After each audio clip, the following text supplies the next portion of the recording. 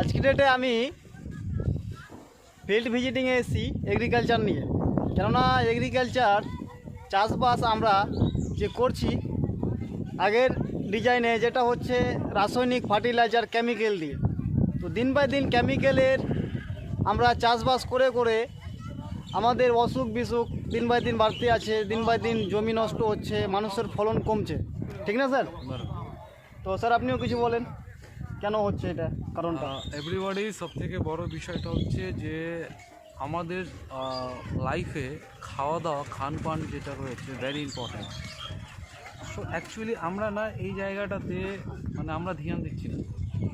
আমরা কি করছি, প্রচুর পরিমাণে কেমিক্যাল ইউজ করছি খাওয়ার মাধ্যমে, শাকসবজির মাধ্যমে, তাতে করে আমাদের হেলথ নষ্ট হচ্ছে।